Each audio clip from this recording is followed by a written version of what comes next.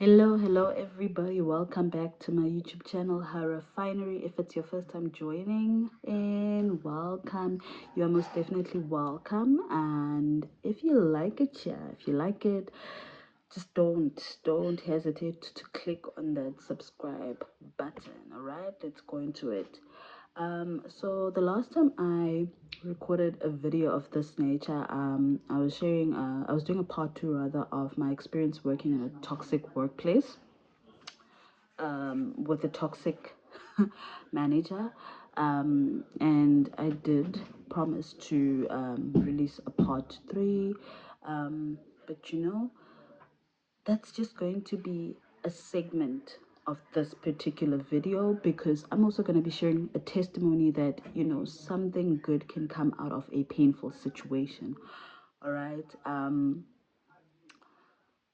Christian, by the way, so Jesus Christ is my anchor.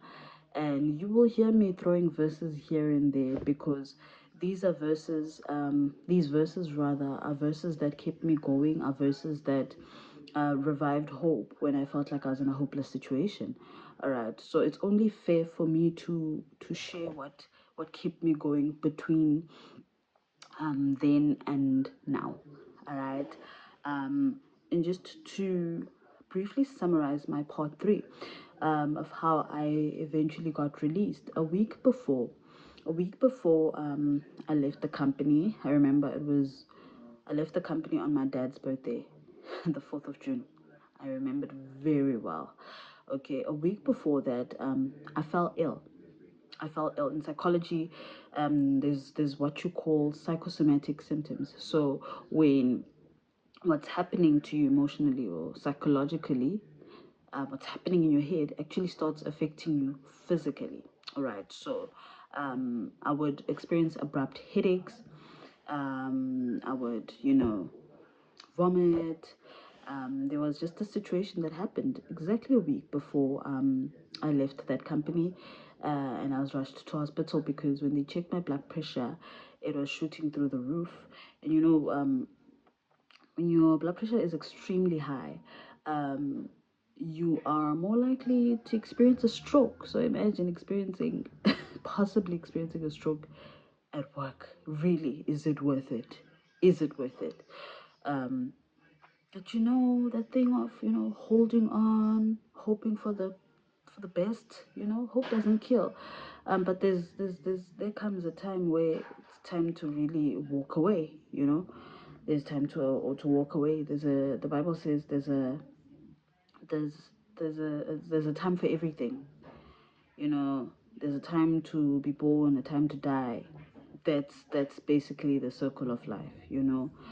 And sometimes things don't pan out the way we want them to, but we only later understand why things didn't take place the way we wanted them to.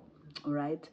And I want to just tie all this back to the reason why I started this channel. The name of my channel is Hair Refinery, and it's basically founded on the book of Malachi, chapter 3, verse 3. It talks there about how God sits as a refiner. He removes, and silver and gold is being refined. It's put under immense heat so that the impurities can be removed. I think the impurities are called dross. And he sits closely. It's not that he's not there. The refiner is there during your refinery process or our refinery process. And very, very particular, very specific, because that gold or silver can't be in too much heat, a certain amount of heat, otherwise the process won't go well and whatnot. And I just want to read it. Quickly, in the book of Malachi, chapter 3, verse 3.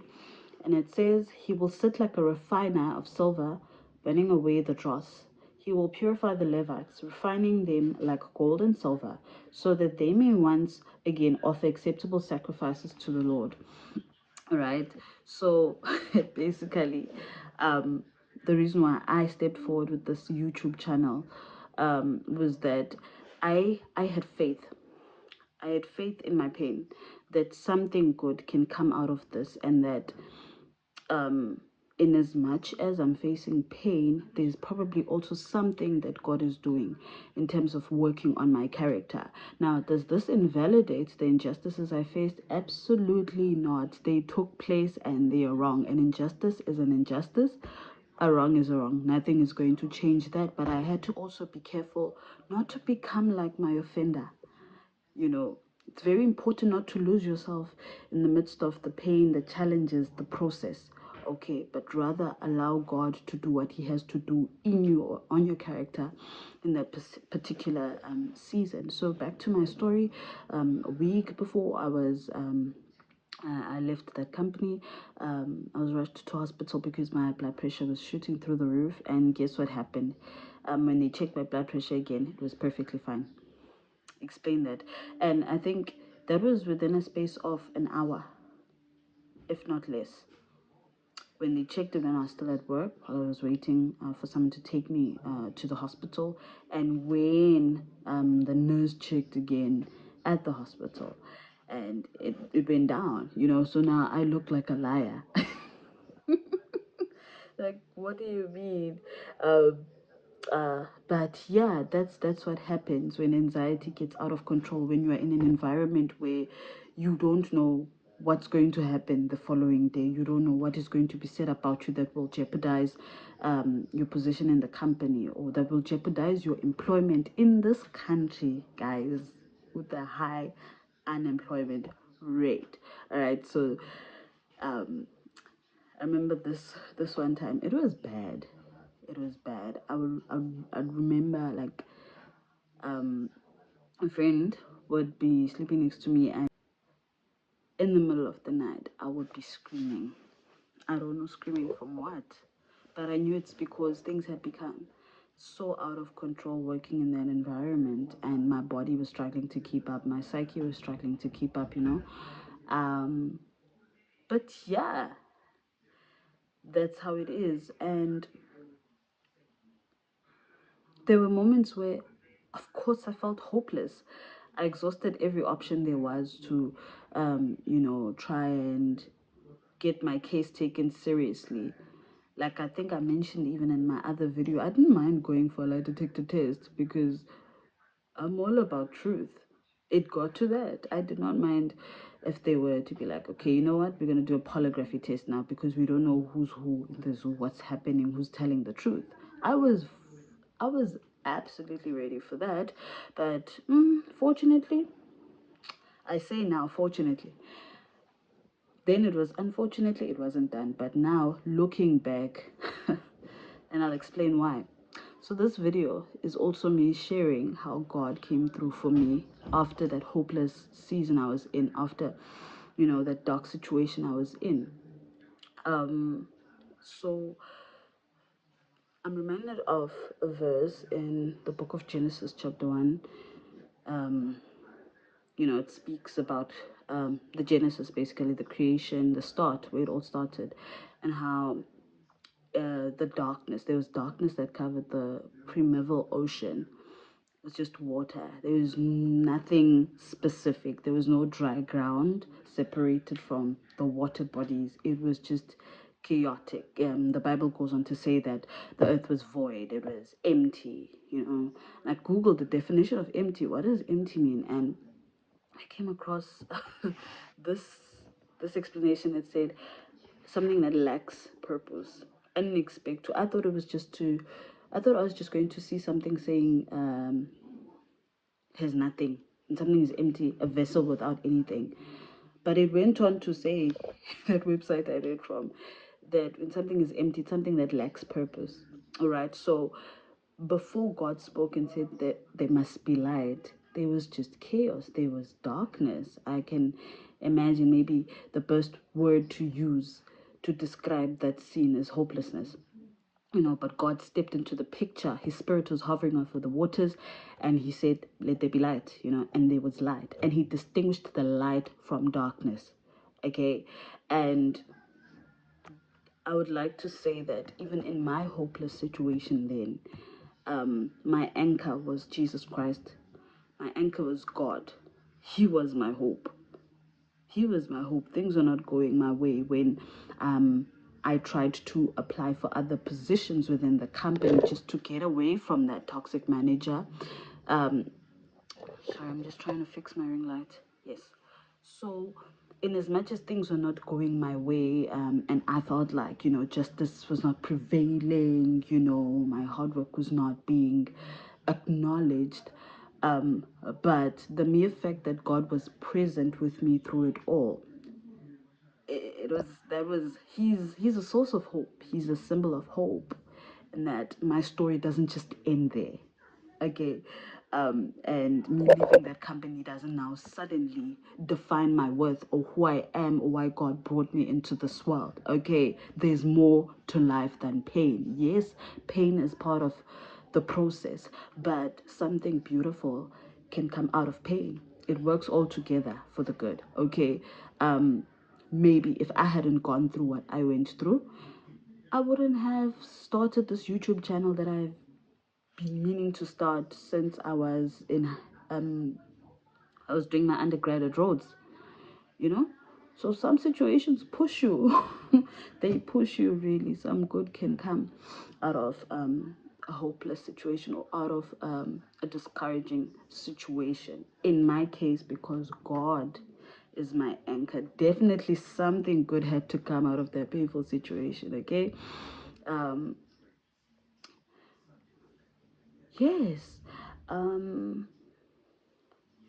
So after I left the company, I decided to teach myself how to do nails. Okay, it's interesting how God works, because the previous year, 2024 December, I ordered a nail kit from Temu, which arrived in January 2025. So it had the acrylic stuff and all of that. But never did I think that I would lose my job in later on that year and actually use these stuff, because they were just chilling in my cupboard. And after I lost my job, I made use of that. I went on to every YouTube video there was, learning how to do acrylic, learning how to do gel, asking questions, and practicing on my mother, practicing, or hey, I practiced, and it was not perfect. Obviously, it won't be perfect when you're starting. Practice does make perfect, and consistency. There are times where I felt like giving up. There are times where I felt like, hey, this is not working. And because I tend to be ambitious at times, and I think it's because of my anchor, I believe I can do all things through Christ who strengthens me. I went on to start a beauty business.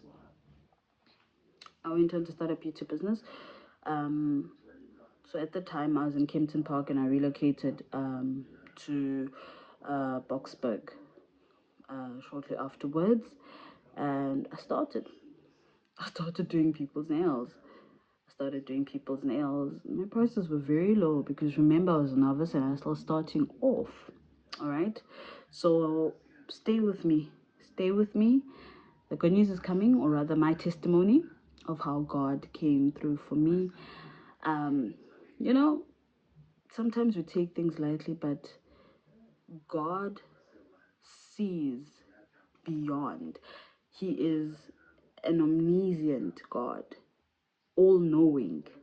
So even if we don't have it figured out, but He has it all figured out, and ours is to trust Him. Okay.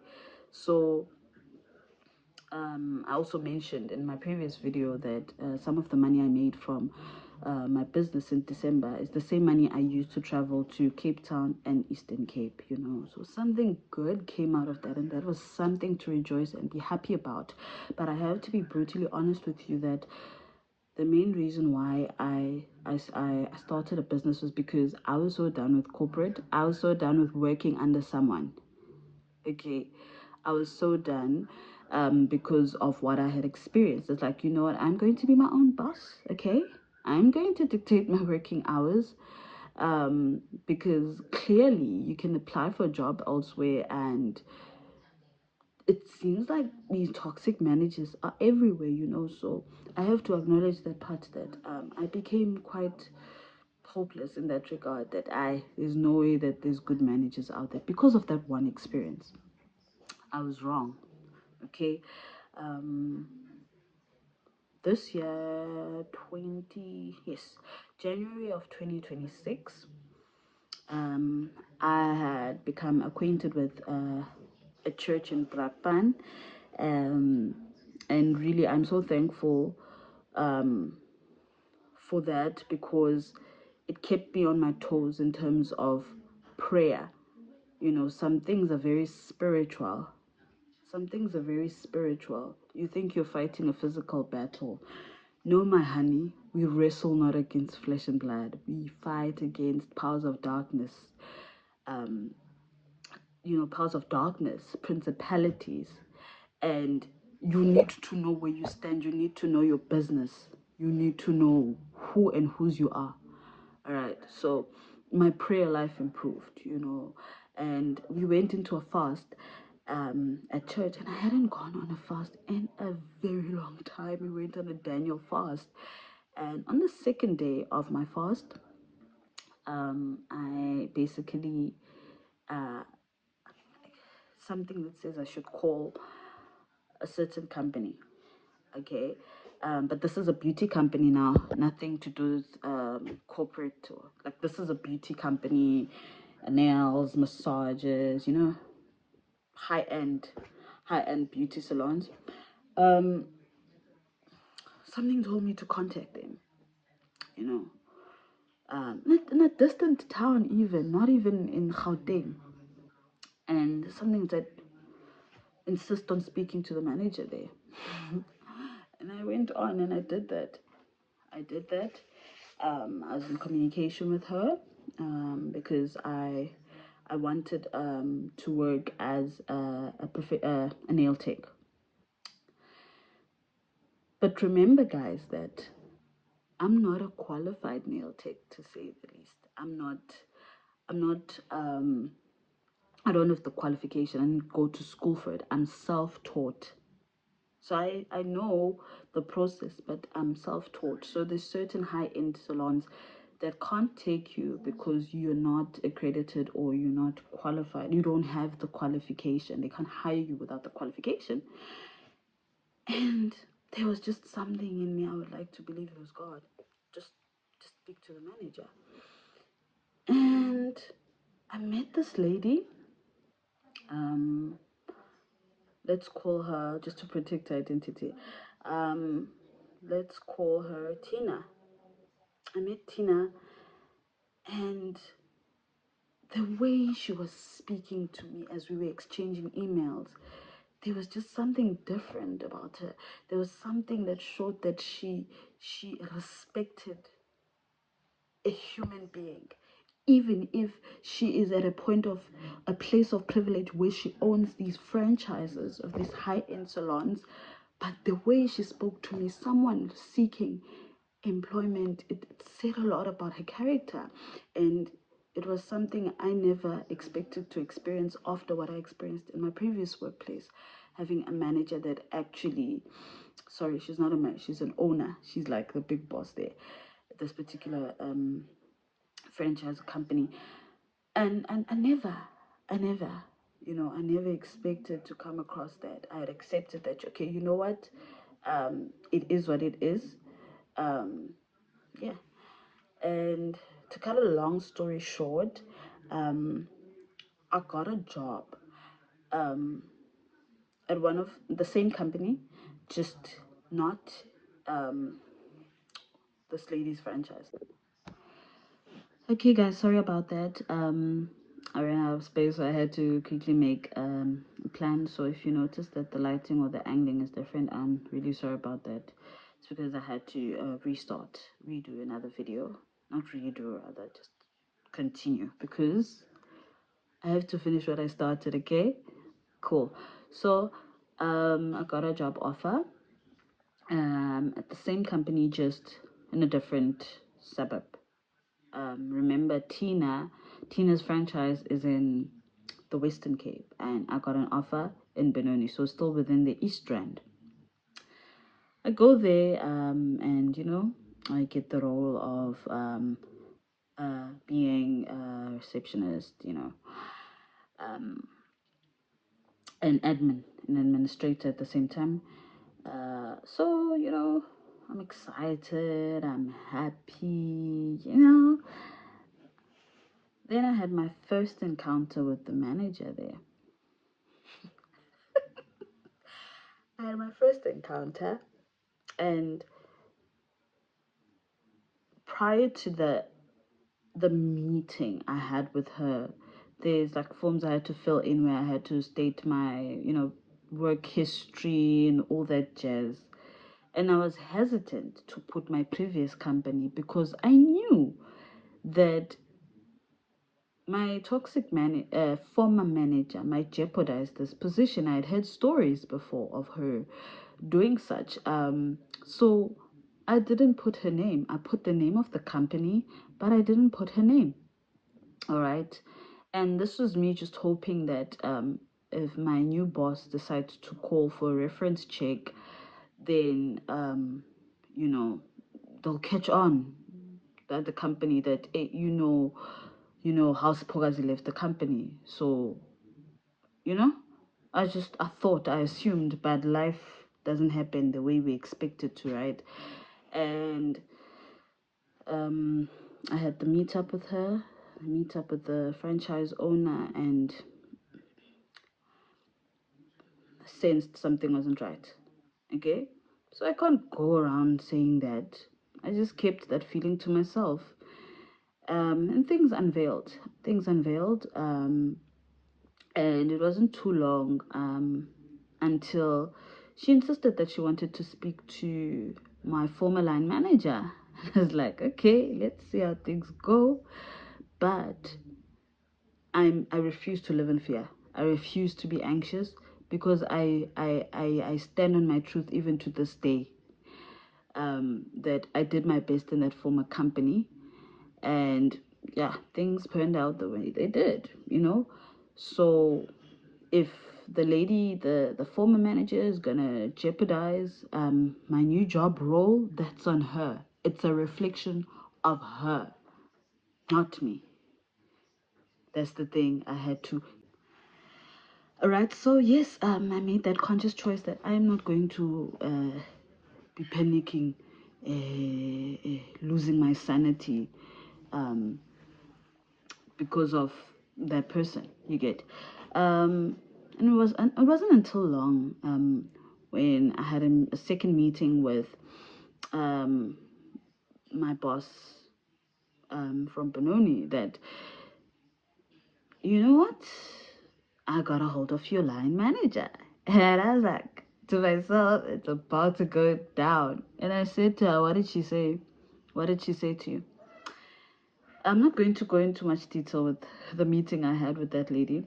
But basically, my former line manager said stuff about me that jeopardized my opportunity there.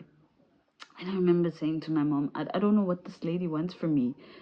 I'm no longer in that company. So why does she find the need to want to jeopardize even future employment opportunities for me? But the thing is, I serve a God who's always one step, if not a million steps ahead.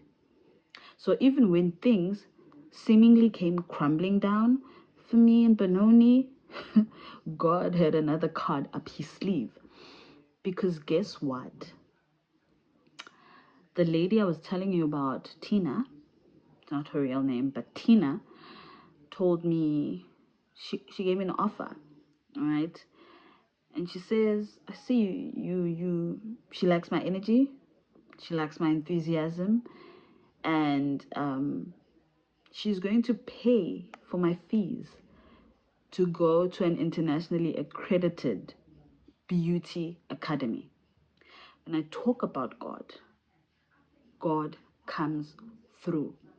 Now, if someone told me that this would happen a year ago, maybe I would have struggles believing it because of the hopelessness I was in, the darkness that I was in, emotionally and physically as well, because remember, my body was also getting affected in that place. And you know that the doors that God opened, that not only am I going to get employment in a different province, but not only am I going to get employment in a whole new different province, but my school fees are going to be paid for. My boss is going to pay for that out of her own pocket. And I have a job secured in that company just like that. Okay?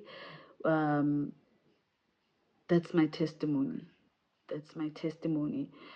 I felt the need to share that because maybe there's someone out there who finds themselves in the position that I was in last year.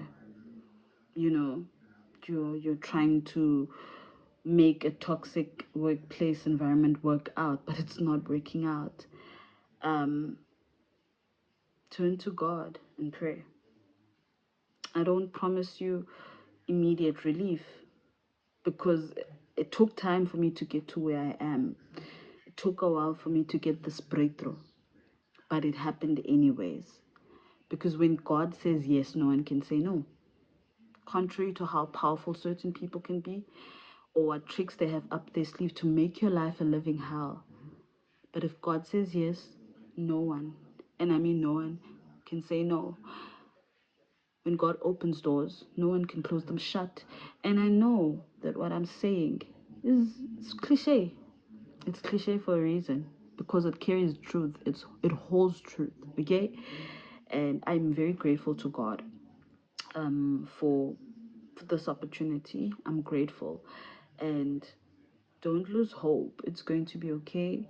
If you're there wondering, you drench your pillows with tears every night because you have to wake up and go back to that same toxic working environment and you need that money. But I want to assure you that I know how it feels, the despair, the hopelessness. But you know what?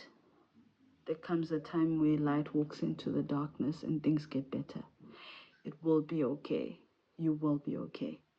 All right, guys, thank you so much for tuning in. I hope you liked this video. If you did, give it a thumbs up.